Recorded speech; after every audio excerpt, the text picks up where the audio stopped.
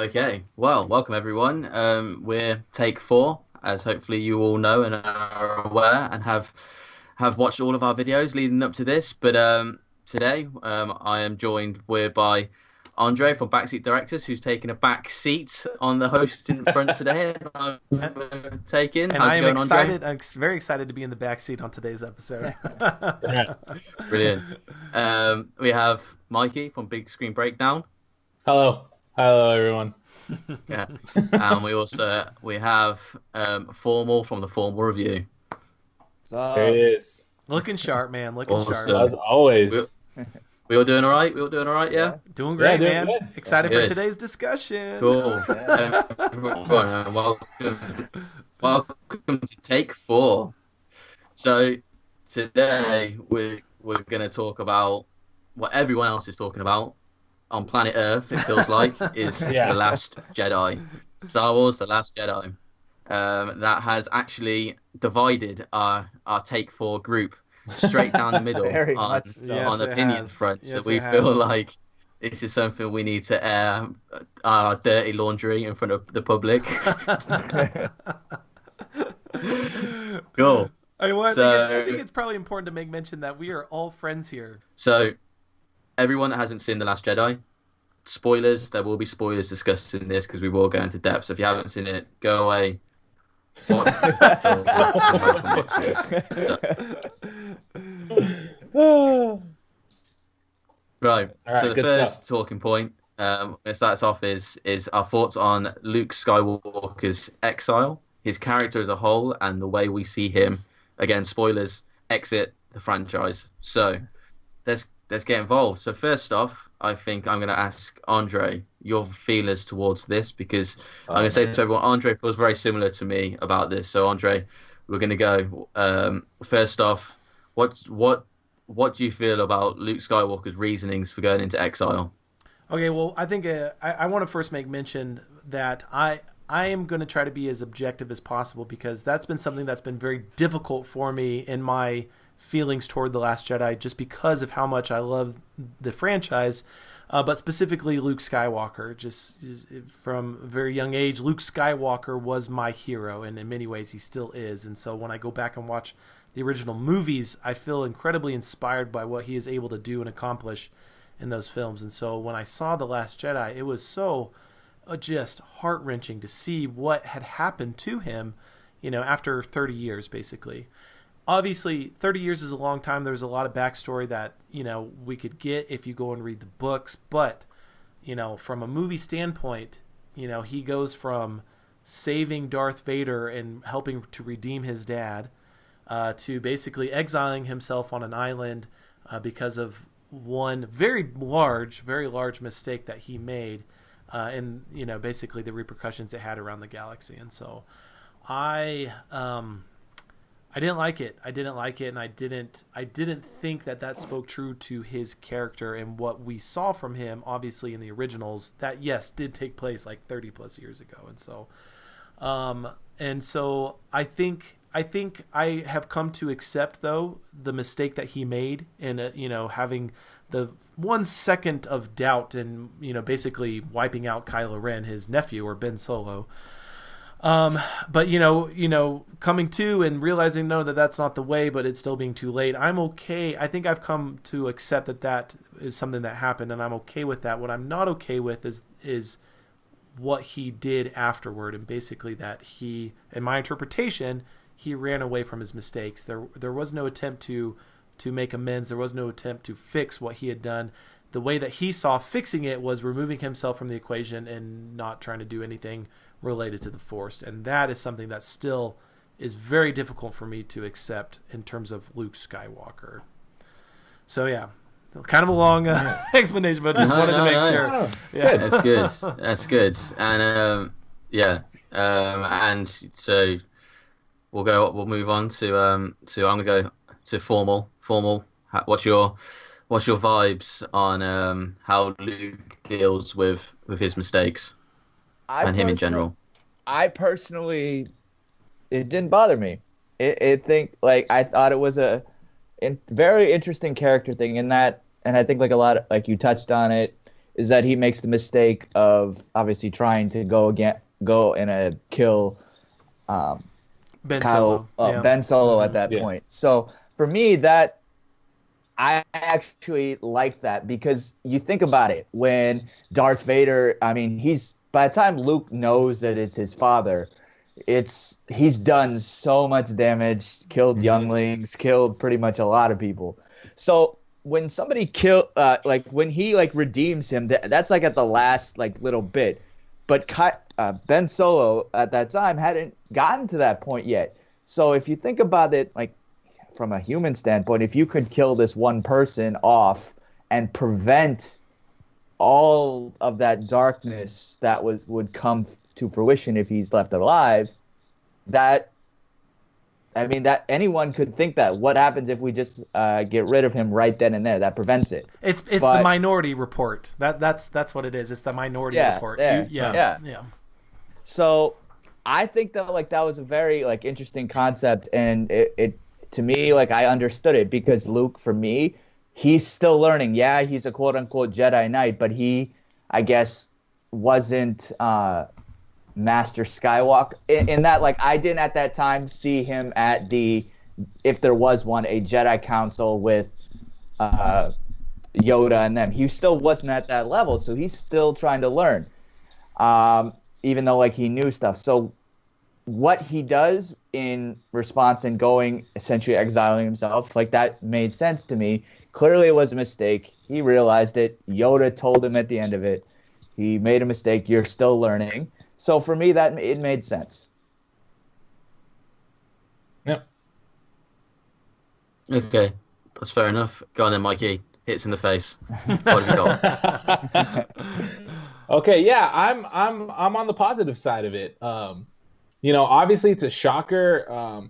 Luke Skywalker has always been a hero of mine. I wouldn't say that he was my childhood hero, but he was the hero of Star Wars. So I always looked to him as a hero.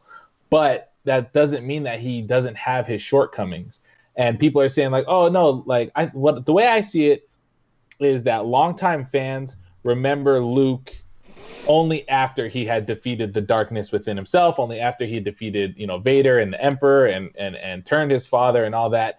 But fail to remember that seconds before he tosses that lightsaber away and says, "I'm a Jedi like my father before me," he's hacking at Vader's face and chops off his arm and then pulls himself back. So it wasn't crazy to me to think that in a moment of instinct, seeing he's feeling the threat, he's feeling the future of what Ben Solo will bring, and in a moment of instinct, just to protect the galaxy, to protect myself in a sense, igniting his lightsaber, and then that's it. He says it passed like a fleeting shadow, and then he felt shame. He knew what he did was wrong. Mm-hmm. But unfortunately, Ben Solo had woken up. Now, if Ben Solo hadn't woken up, I can imagine that the next day, Luke probably would have talked to his nephew unarmed, because he already knows, I can't even have my lightsaber with me. Otherwise, my instincts might pop up again. And I want Ben to know that I'm not coming at him like this. But the way that I'm seeing... We lost Ryan. Did we? You there, Ryan? Right. Oh, no. He's still there. He's still there. Okay. All right, so no, it's all right. The way that I'm reading all these articles and people on Twitter and whatnot, and I feel like they're seeing that encounter from Ben Solo's point of view, from the crazed Luke Skywalker, because you see the stuff that the guy that wanted to turn his father, someone who had killed millions of people throughout the galaxy, wanted to kill his nephew in his sleep, and they're acting like he actually did it. And they're seeing it from Ben's point of view that Luke is the villain, but he has a moment of weakness, and then removes himself from the situation. Do I agree with removing yourself from a situation? No. But do I understand it? Yes, because it's the same thing that Obi-Wan and Yoda did. Obi-Wan obviously left to look after young Luke, but Yoda, the Jedi of all Jedis, says, "I need to go into exile. I have failed." And sure, they say it's not the right time for us to do anything, but what was he doing on Dagobah? I love Yoda, but what was he really doing? He wasn't really doing anything. and we might not ever know. We might not ever know what Yoda did. But so and Luke went. Wasn't Dagobah supposed to be like a planet that's with the Force? Right, Yeah, but yeah. so is Octu or Octo or however you say it. Octu. So they're falling back into, let me just dive deep into the Force. Luke didn't dive deep into the Force, but he went the total opposite way. Yeah. But we don't know what happened in the years that he was on that planet, but we do know that he cut himself off from the Force. I don't agree with him doing that, but it makes sense story-wise, because otherwise he would have known what happened in The Force Awakens. He would have felt Han and Leia in distress. He would have known all that. So story-wise, when people are like, "Oh, why didn't Luke show up in The Force Awakens?" It makes sense that he had cut himself off from everything. It made me sick to my stomach when he said, "Where's Han?" You've got to be kidding me. I cannot believe that Luke, because the moment he says that, that he is not in tune with the Force. Otherwise, he would have known. He would have known. Yeah. But no, and again, just going back to what you guys were saying, I have come to accept that Luke made a mistake, and I think portraying that is an actual portrayal of his character. Like, I've come to accept that.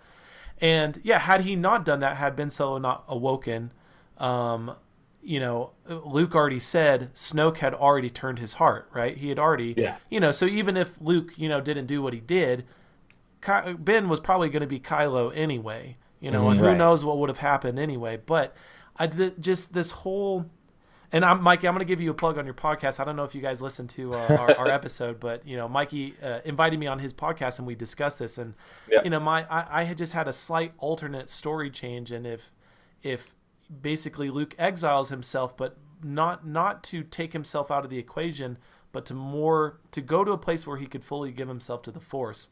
So he's not going to act as this warrior wielding a lightsaber that we know him, but he is going to be like this just ultimate, person who has just given himself to the Force in an attempt to restore what he did by basically sending out the light side vibes, into the galaxy. I like that idea that you did that, Monster. So that, just a slight story change like that, I probably would have really, really loved, but the movie, but yeah.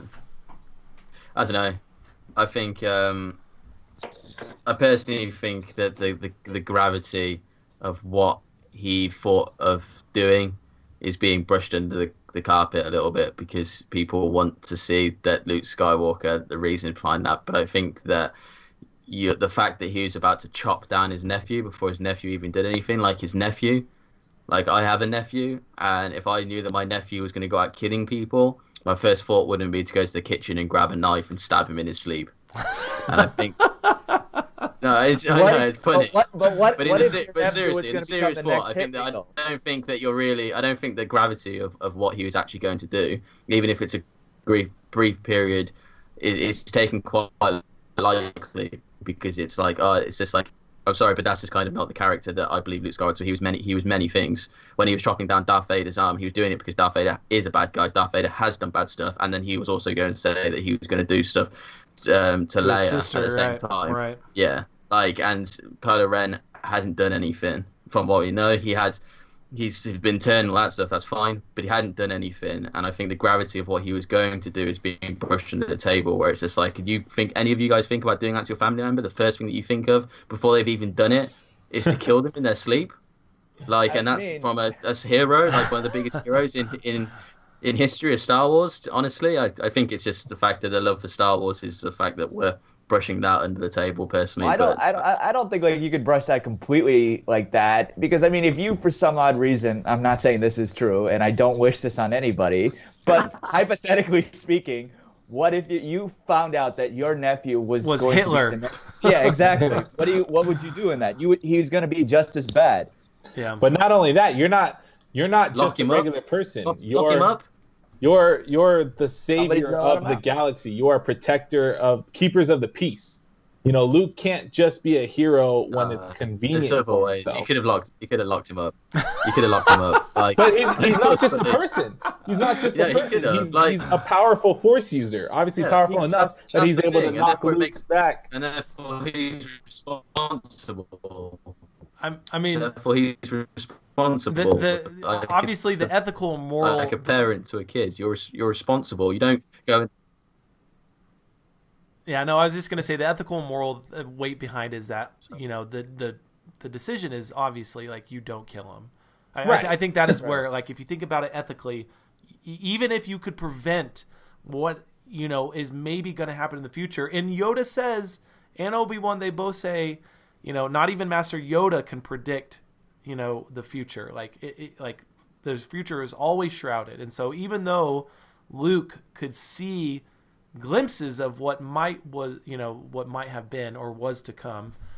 I mean, you don't kill him. You don't kill him. Oh yeah, I mean, we're all in agreement that you don't kill him. Yeah. But what I'm saying is that instinctual something bad is about to happen because this guy, like when he's reading his thoughts, you hear the screams of Luke's other students. You hear him killing people. Right. So instinctually, just being like, "No, I got to stop this," and then be like, "Wait, what am I thinking?" This is my nephew. This is a kid. This is like I can't do that. But I just kind of felt like with Luke, they could have had a better way of doing it. I feel like he should have been something more that he's done himself. I know, like he made this mistake with Kylo Ren, but something maybe in regards to his powers and being out of control of his powers. So it's not really his fault, but it is something that he's done that makes him go into exile. Because also that he's so dangerous, he's out of control of his powers that he's exiling himself away from people because he's so dangerous. He doesn't know what sort of like harm he could cause to the people that he loved and stuff like that. So you know what I mean? It's trying keeping him out of the way because he was never taught at the right age. He was taught too old, and he's the most powerful, like with the Force and stuff. So something along those lines to make him seem unbelievable powerful. He needs to keep himself away, etc. So yeah, I think that'd be really cool. But you guys have some really good points. I do agree that with what you guys are saying, but I think we definitely need to move on to the next point, which at this stage is what did everyone think of Mary Poppins Leia? Hated it. Mary Poppins? Carrie Poppins, that's funny. Go on then, Mike, you go. You started. I'm not a fan of that moment. I have always wanted to see Leia use the Force and actually, like, because, she senses Luke, and you see that in the original trilogy. Like, in Return of the Jedi, she can sense that he's okay. He wasn't on Death Star when it blew up. And then in Force Awakens, we see her feel, that Han has died and all that stuff. But to see her actually use the Force, and we got that, but it was too out there for me. And I had pitched this again back on when me and Andre talked on our podcast, on my podcast, whatever. But if those missiles had come in and hit the bridge and Leia somehow like used the Force to hold everyone in until like the blast doors closed or the shields came up, and then that stress put her in that same kind of coma or whatever. I feel like just seeing her float out and like she can survive in space now. And I've heard the argument that, it's just instinctual that like the Force kind of takes over and guided her back to the shit. Like, I don't know. I felt it was too much. Yeah, for that being the first time you really get to see Leia use the Force. Yeah. it was just a little weird. It was just weird. And sorry guys. And especially with the casualties that occurred from the other people that were on the bridge. I mean, Akbar's gone. Admiral Akbar dies off screen. You don't even see him. He's in there, but he's dead. Like you don't even see him floating. Not even that. Like. But yeah, no, I agree. I think, if you're going to show Leia use the Force, for the first time, other than, like she had that, kind of connection with Luke in The Empire Strikes Back. But like, this is really the first time you're going to see Leia use the Force. I think you could have shown something that was just really incredible, jaw-dropping, and a scene that's not going to make you think she just died. I think it was too much of a tease to be like, I really thought Leia died. My jaw dropped going, my gosh, Leia's dead. Yeah. And then to say, just kidding, she's not. Like, it wasn't for me. Yeah. What about you, Formal? Yeah, first I'll say, like, I thought she died there. Like, when I was watching it, and, like, I legit just grabbed my girlfriend's arm. I was like, is that really how they're doing it? I was scared. I was just like, that's the way they're doing this? Oh, my God. Like, I was freaking out. And then, I mean, my thing with it, one, I thought it looked stupid beyond anything. But I do think in that, I agree with everything you guys said. I do think that there could have been a better thing, but I don't really if they do that explosion, what else is there for her to do? And so when it comes to some Force things, we never got explanations for why, at least initially, Sure. like we have no idea what the Force can or can't do. So yeah. So I mean, they can really pull anything out of their hats and say, oh, this is now a Force thing. Yeah. So that from that aspect, all right, whatever. But I agree, it looked stupid. I don't. Yeah, it's just weird. Yeah. It's just weird. Yeah. Yeah. Yeah, no, I agree. I think the one thing for me as well is that she opens her eyes. Do you know what I mean? So it's not even like it's like a reactional thing. Do you know what I mean? Yeah, it it's not happens even kind of subconscious. Like she opens her eyes in space. Like her eyes should kind of like come out of sockets due to like she just it's just not the case. I just kind of think it's just the Force for me is many things and very powerful, but it's like to stop that from happening, it's just I don't know as well. It kind of feels like it kind of goes against what the Force is. Do you know what I mean? The Force is life and death and stuff like that. It wouldn't just stop someone from dying. It's kind of dying is a natural thing as well, isn't it? Like Yeah, being no, that's one a with the great Force point. and stuff. Yeah, So I that's a think great point. like it wouldn't just protect her because the Force is that's what it's all about. It's nature. It's what it is. So it protecting Leia for no apparent reason when it's just like that's not the case. And I kind of feel like if Jedi's could do that, then they wouldn't be so worried about like being in space battles if they could literally just fly around space like that. Right. Like space. Like Why do you need a ship? Just glide. Imagine seeing Vader flying around dropping shit. It's a great point. Looking like It's a Green great Lantern point. just Yeah. flying through space. I think the consensus is none of us liked it. So No, Yeah. no fans here. Yeah. Could have been something different. Moving on. Moving on. So, guys, what did you think about the Finn and Rose's mission to Canto Bight to get the what's he called? The Master Code Breaker. Yeah, Master Code Breaker. Who was played by Justin Theroux, but yeah, they never brought him back. But yeah, interesting. So Formal, we'll go with you. How did you feel about this mission? From a story aspect, it makes sense for them to do that, to get to point A, then to get to point B, and then fail to get to point C, which then allows for the main part of the plot to happen. From that aspect, it works. From a complete red herring that doesn't go anywhere, just it's a waste of time on screen, that's what it was to me. Yeah, They went there. It looked cool. It was like a cool kind of Casino Royale type of like aspect to it.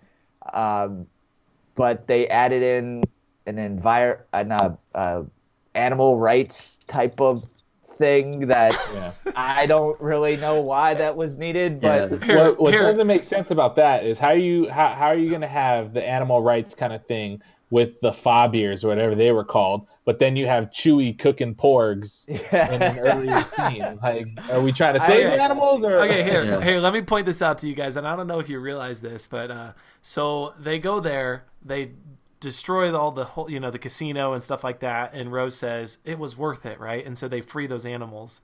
Did you guys not think about why they didn't free the slave children, but they felt that freeing the animals was more important than freeing the slave children? The slave children help them free the animals. Andre, she gave him a ring. What more do you want? They literally could have helped save those children who were slaves, and no, they thought that saving the animals was going to be better. Yeah, and even too when they find DJ. I really had thought that, they had Justin Theroux's character and he had the red palm bloom on his and I thought when they found DJ, he was going to say a throwaway line like he had lost his, like that he was actually the Master Code Breaker, but he wasn't. He was just some dude that wasn't that just was too convenient for me. And he was only there to prove the point that these rich people make money off the bad guys and they make money off the good guys, and it doesn't matter. His whole thing, like DJ, the reason that's what he's called is because the thing on his hat says don't join. So he's saying like you don't pick a side, you you get what you need from each one, and that was the point. Which well, that's what I would assume. They call him DJ, and his thing says "Don't join." So I honestly, I really hope that's not it. But I'm not saying I don't believe you, but you can tell me why his name is DJ. Then okay, but this is that the one redeeming like his character more. Yeah, the one redeeming part about his character and the interaction that he had with Finn and Rose, I think, is when he shows Finn that. Yeah, those guys that they were like, like basically just totally judging on Canto Bight, that they make like, weapons for the bad guys, but they're also making weapons for the good guys. So it's like it's showing the duality of war, in that really this line between good guys and bad guys is a lot thinner than Finn might think. And I thought that was really good, but overall, Rose is my least liked character since Jar Jar Binks. I'm being serious. I'm being serious. The actress name is Kelly Marie Tran. I feel so bad for this actress who gets invited to be a part of one of the greatest franchises ever in film history, and to play a significant character within a movie. Like, she has a big role, but to give her the lines that they gave her, to give her the mission that they gave her, it is so forgettable and so pointless in the movie, because it, just like you said, Formal, it is a red herring. It leads to nothing. It literally leads to nothing. Yeah, it's just a distraction. And but you could take Rose completely out of the movie and it wouldn't be any different. Finn could have went there by himself and did all that. Like, Rose doesn't add anything to it. So you should have gone with Poe. How good if there was Poe like an absolute idiot? Maybe him and Poe could have gone there instead. Because they built had that a little bit of a buddy romance cop in thing. Force Awakens, and it goes nowhere. You could have had a little buddy cop thing going on. I just say, when you have a chance to introduce new characters into the story, these are characters that hopefully are going to last a lifetime. You think about Lando. Lando's introduced in The Empire Strikes Back, and he becomes an incredibly famous character, and everybody loves Lando, Mm-hmm. But you have Rose, who has been like the complete opposite. It's just... she's She not a was character awful. that I ever connected with, and every line that she had was so cheesy. I almost wish they kept her sister, who was the bombardier. Like, right? She was cooler. Yeah, like, she got it done. I was hoping that was gonna become something, like how they kind of touched on it, but with the necklace or whatever, but it never. I don't know, it didn't develop as I expected it to at all. No, she could. I just think there was this point. This wasn't it, and I'm not gonna lie to you. When she saves Finn from commit, I honestly thought, I was like, right, this is good. I don't like the film, but if they do this, then I'll take my hat off to them. Yes. Because I did not see this coming. Yes. And Finn, and it would have been awesome. Like, I'd have loved Finn, because I thought it was really good in The Force Awakens, one of my favourite parts. I was kind of getting a bit bored of him in this because of his story, and he was kind of playing the same character. But then this would have thrown a massive spin on it as well. Yes. And also, I think then if he'd have died, the knock-on effect it would have had on Rey and her becoming a Jedi and stuff like that would have been massive, because she would have been like she wasn't there to save him and all that stuff, and it could have had such a depth to it. Yes. Yeah. And then fine, they don't kill him. Okay, I thought it would have been good. You don't. But then the way they don't kill him is her coming out of nowhere, and her line. Save, we're not going to win the war by killing people we hate. We'll win it by saving people that we love, or something like that. And then the kiss, man. Well, they're all kiss. The They literally do this. For all you know, they've literally just been obliterated behind you, literally a second later. Yeah, I have a question for you guys. How did they make it from maybe 20 feet in front of those? They're right in front of the freaking walkers, all the way across, and somehow nobody else sees them. And Finn was dragging her the whole way. Yeah, because she wasn't conscious. Oh, that's pretty funny, man. That's pretty funny. I mean, to drag, like you said, Mikey, she's getting dragged. That means with the red salt, it's getting.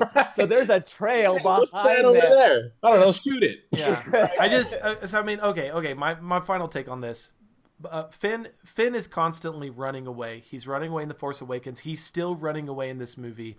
Mm-hmm. And I liked how they were able to show him that this character really is struggling with his desire to not fight, not be a part. And yes, Ryan, and I think we all agree that his character arc would have culminated in something incredible had he given his life to save the rebels, because they're calling themselves rebels now. The rebels again. in giving his life, and the fact that was taken away was such a I was up here with Finn just going, oh my gosh, he's going to do it. Yep. And then it just got brought down here, and people that try to defend that, saying that, yeah, we're going to save the things we love and not kill the things we hate. It's like, this is freaking war. You are going to sacrifice your life to save those that you love. Yeah. Like that is the message. But I think we're all in agreement with that one too. That Rose, cool. There's no need for Rose. Right, moving on. It's good points, guys. I'm glad that we're on mostly on an agreement basis on this one. But I feel like this one's gonna shake things up a little bit. So, are we happy with Rey's story and the way that it is currently unfolding? So that being how she's becoming a Jedi and wielding the Force, to the reveal of what we know at the moment, who her parents are. So go on, Mikey. You take it Ryan. off. Ryan, give us your quick take, like real quick, the things that you like and don't like, just real quick, and we'll talk about those. We can counterbalance. Okay. Well, personally for me, I feel like Rey is this Mary Sue that is classed as that she's not getting the training that she needs, and yet she's doing stuff that makes it seem like she's had loads of training, i.e. beating Luke in a duel when Luke is actually opened himself up to the Force when she does it. So many examples of that front, which I'm sure you guys will go over in a sec. And then the fact that her parents are nobody. I don't not like that it's nobody, because I think that's fine. What I don't like is the fact that they built it up that it's going to be someone, and I feel like it's a betrayal to kind of what they've done, because they did purposely make it seem like it was someone. So for it to be nobody, I feel it is it's sour. It's a sour taste in my mouth. So that's how I feel. So yeah, go on then, Mikey. What's your vibes on it? Okay, I all in all, I like the character of Rey. Same here. I like that she's someone who has had to fend for herself basically her whole life. And that's one place where like people are like, oh, how does this random person know how to fight? No, she grew up in a place where she's had to defend herself quite a lot, so I can understand her being able to fight. Her Jedi, the reason I still feel the reason that the Force is coming to her so easily has not been explained yet, and I don't think that needs to be explained through her parentage. I think that it could be something else. I still have a theory that has not been proven wrong yet about who Rey is and stuff like that. But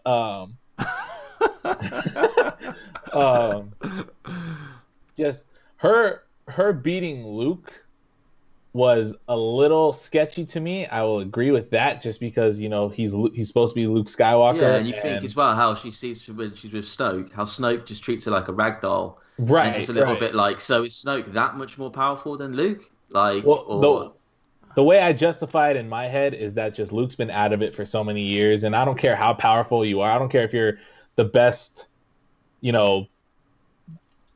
karate master in the world. If you stop doing it for a while, and someone who's been constantly training, and I'm talking about Snoke here, that person is gonna just be on top of their game, and you're a little rusty. I don't know. But with her, I was gonna bring that up, and I'm glad you did, is that her in the throne room shows me that they're not trying to make her a Mary Sue, because Snoke really she tries to grab the saber, he throws it around and hits her in the back of the head with it, just as one little like, stop it, what do you think you're doing? And completely controls everything that she does. He throws her across the room like twice. So I don't think she's a Mary Sue, but I think that they've just built a character who had the things that she needed beforehand, before we met them. So we don't see them really. We don't have to see her training in combat, because she's already known how to do it and stuff like that. But I like the direction that she's going. I like that she has the Jedi text at the end of the book. So it's not like she has to teach herself this stuff. And then we all always forget about Force Ghosts and how they can just drop in at any time and decide to train her with whatever they want. So, Star Wars, and that's back from the originals. Ben Solo could just show up or not Ben Solo. Ben Kenobi just showed up whenever he wanted to talk to Luke, and So okay. Honestly, the Mary Sue problem isn't something that originated with The Last Jedi, and I don't put this on Rian Johnson either. This is on J.J. Abrams. The fact that she does a Jedi mind trick, to the stormtrooper, and then when she confronts Kylo in the Force and she's able to grab the lightsaber, from him because he is trying to get it, and yet she grabs it from him, so her force pull is stronger than his, and she beats him in a lightsaber duel. That is so mind-blowing to me, because we already know within the context of Star Wars films, in order to wield a lightsaber and do it well, you have to have the Force, and you have to know what you're doing. Like, it's training. So The Force Awakens is where that really does not sit well with me. In The Last Jedi, I don't think it was anything new or anything more that they showed, other than that she received a little bit of training from Luke, and she's able to expound upon it, and so the Mary Sue issue, I think, originates from The Force Awakens and not necessarily The Last Jedi. But if we were going to show, and this is just what I want to say about her parents, if we were going to show that she doesn't come from a heritage or of anything from a significant bloodline, then don't shroud it in mystery. Don't create this unknown mystery, and make people wait 2 years. Of course they're going to speculate, and then they're going to be disappointed when you ultimately say her parents are dead and they were junkers. Like that is it just, if you're going to say she's nobody, make sure we know that from the beginning. No one's expectations are going to be built up if you say Rey is a nobody. Literally, she's a no one. But that's fine. Anakin was a no one. Luke really was a no one. I mean, like his dad, like you find out his dad fought in this war like years ago, but like he's a farm boy that lives on Tatooine raised by an aunt and uncle. Like he's a nobody. Yeah. Like, so our expectations are very tempered, because like it's not shrouded in mystery. We know who they are. They're nobodies. Anakin was a slave. So I think that's where the issue is because you made it such a secret, and then to reveal the secret as it's nothing is, I think that's where the issue is. So I get what they're saying and trying to say, look, you don't have to be a Skywalker to be a Force user. You don't have to be a Kenobi to be a Force user. And I think most people already knew that. But to say you can be literally anyone and you don't need any training, I feel like this is a very millennial mindset that you're entitled to something. So there's this like entitlement to the Force, and anybody can use it and wield it, and you don't need the Jedi or training or anything. And I think that just has watered down Star Wars lore. It's just really watered it down. Formal, I agree, man. I completely agree. Like when you said that, I think you put it down to. I always use the kind of the kind of explanation of like Lewis Hamilton, the F1 driver. He's got the ability to be able to drive a car like the best that anyone's ever drove a car, but someone still had to teach him to drive a car, kind of thing. I think that's kind of where the people have a good ability. Everyone has an ability in something, but you do have to have some sort of training. But Formal, what's your vibes on it?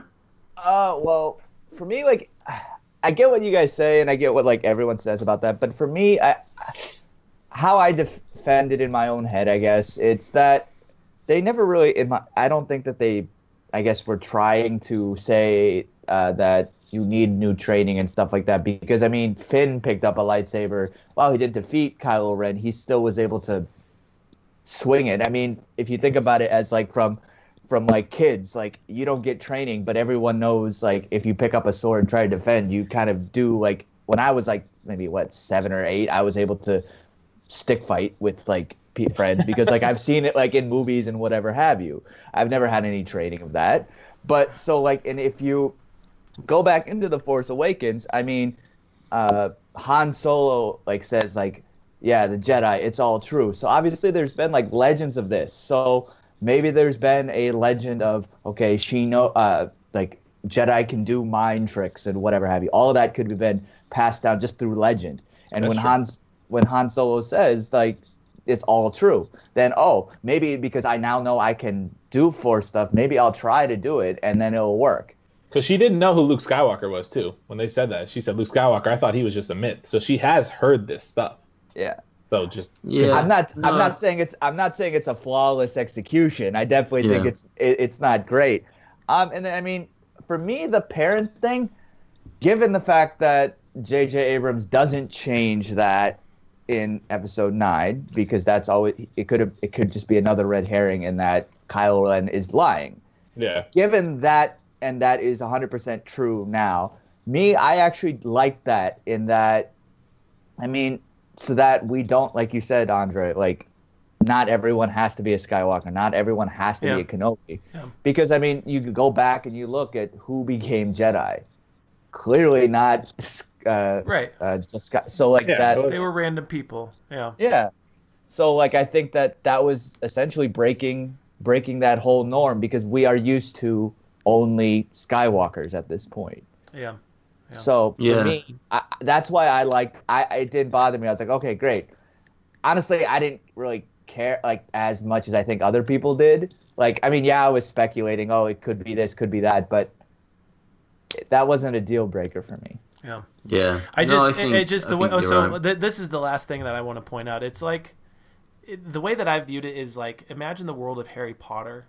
In the world of Harry Potter, you have magic users and you have muggles. And it's not like this, you know, I think what a lot of people feel like is, oh, okay, finally the Force is for everyone and no one's going to be excluded. But I think it is not necessarily that it excludes people. It's just some people are and some people aren't, and that's okay. Like, imagine in Harry Potter where the next movie they release and everybody can be magic wielders and no one is a muggle and everybody can learn, you know, to hold a wand and do spells. It's just like that's what I'm trying to like just kind of come to terms with is like, okay, anybody can use the Force.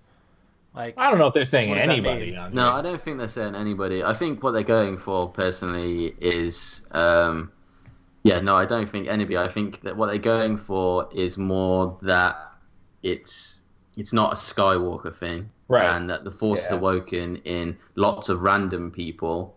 And Rey's going to be kind of the leader of the random people that it's awoken into. The Force chooses its host, basically. Yeah, like the kid at the end. I think that's just what they're hinting at. I don't, because I think they're not wanting it to link. I think they're wanting to not have it be a lineage thing, so that Disney can now go away and do the Rian Johnson trilogy, which is going to have loads of brand new people, and people won't be asking the question of, oh, this new character must be related to this person. Like, they don't want it to be like a lineage thing. And the fact of the matter is that the Force has awoken again.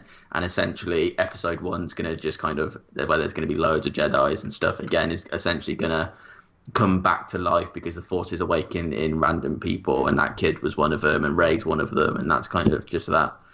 Yeah, I thought, too, that with Luke saying things when he was explaining how the Force works, and he's a powerful light side Force user who had shut himself off from the Force.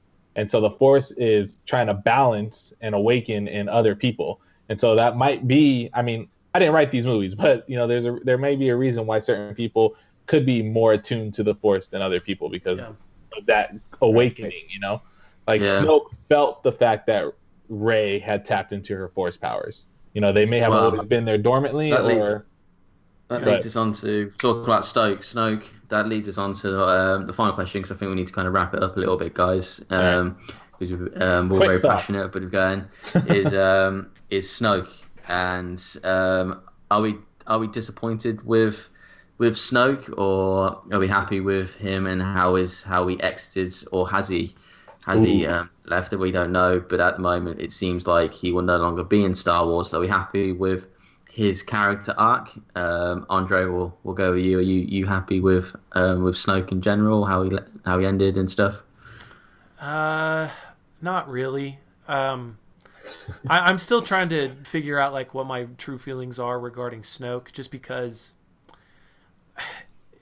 I think when I approach these movies, I like things to be black and white. I like there to be definitive heroes and definitive villains, and I think what The Last Jedi has done is it has shown that not all the heroes are all good and not all the villains are all bad. And so now that Snoke is gone, the villain, I guess, is Kylo, but in many aspects, I'm still rooting for Kylo. You know, like Kylo is a Skywalker and he is Leia's son, you know, like, and so I don't really know who the villain is anymore. You know, and so for me, Snoke was the definitive black and white. He is the villain. He is the bad guy. And, you know, so now I'm just kind of curious. So I think my feelings on Snoke are not going to be settled until I see the next movie. I'm still trying to decide on what I even think of his character, honestly. So yeah, those are my thoughts. Well, Yeah, that's fair enough. What about you, Formal?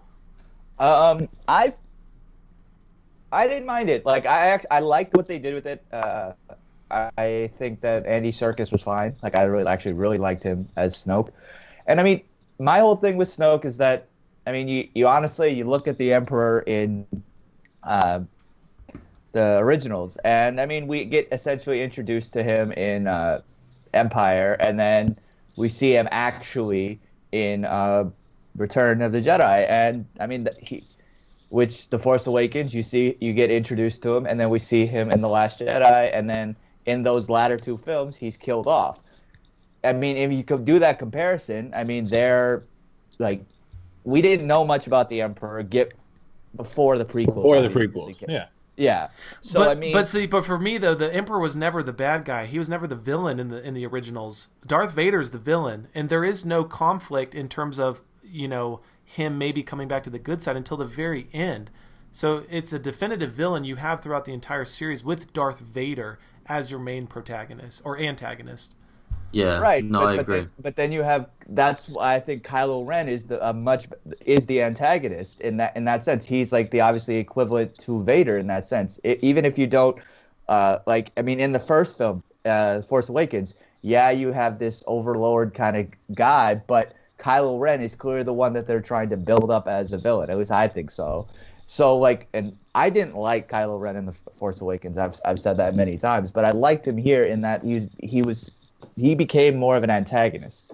Yeah. And so when he took out Snoke, I actually thought that was really cool. Especially that whole entire sequence in the throne room, I think is one of my favorite sequences in almost all of Star Wars that I could think of, just because of how it looked.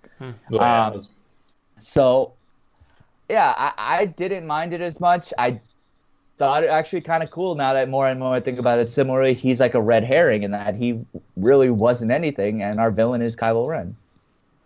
Yeah, no, I can see where you're coming from. I think the only thing I'd question on that though, Formal, is that with the Emperor, there was nothing before that.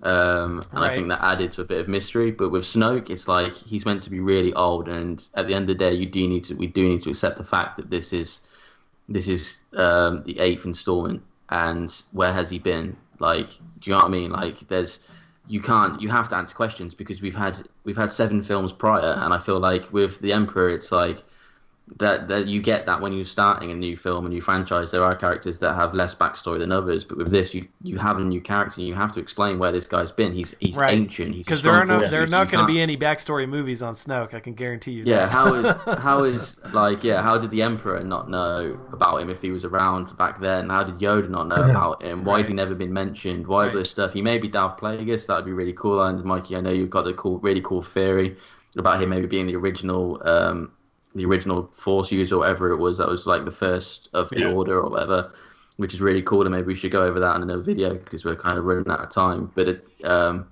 generally, that for me, I think I don't like him being compared to the Emperor because we have had films before, and it bugs me. Especially on that because on, he is the reason. He is the reason why Kylo turns. I mean, he's the reason. Yeah. And go on, Mikey, what you got? No, I like. At first, I was like everybody. I want to know who this guy is. I want to know how he, has been alive this long. Blah blah blah blah. But once they did that, I was so shocked that oh man, they're taking that away from us, but in a good way, because Kylo Ren is the bad guy, and I think he was proven to be the bad guy. Whether he's conflicted or not, he's still making the bad guy choices. He was conflicted. He still kills Han, and he's still trying to kill Rey, trying to kill Finn. And then we come to this movie, and he's reaching out to Rey, and she thinks that she's, trying to pull him back. But once they take out all those guards, he's like, no, I'm not going with you. Like, you need to come with me. Forget everybody else. We can do this because now I'm the biggest, baddest Force user around, and no one can stand up to me. And so that right there has solidified him as our bad guy. And even Luke telling Leia, like, I'm not here to save him. And she says, like, no, I know. My son is gone. Like, so he's the bad guy. And I don't think that they're going to redeem him. I really don't, because I don't when think Leia so accepts the fact that, no, that's it. He's gone. Yeah. he's our bad guy.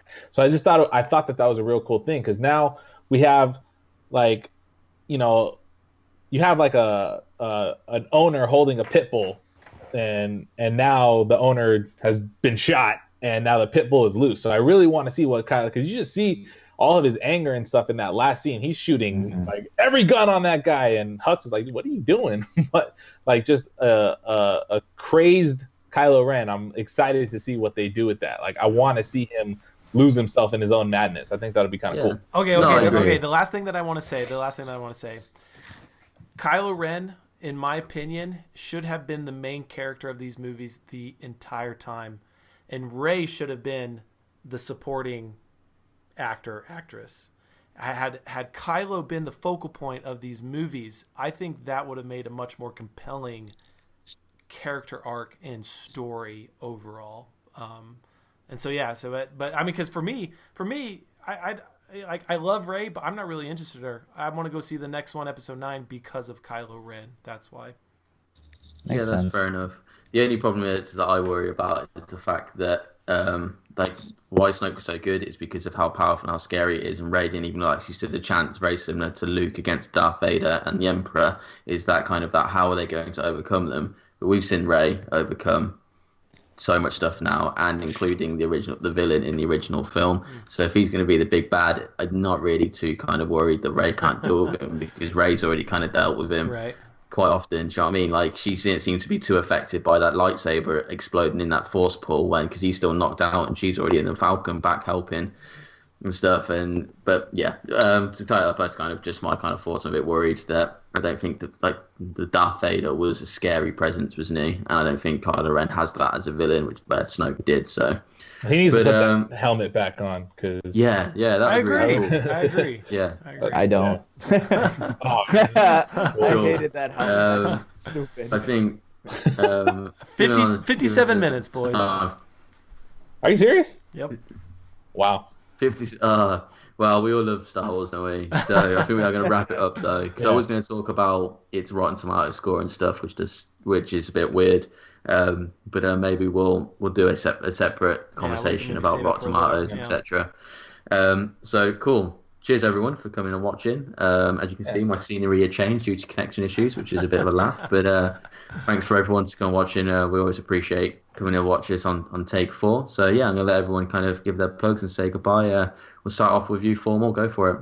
All right, I'm the Formal Review. You can find me on Box Office Buzz. It's Buzz with 1Z. You can also just find me on Twitter and Instagram and Facebook. It's at the Formal Review. I see a lot of movies, and I always give my thoughts on them. So come and read them. Andre.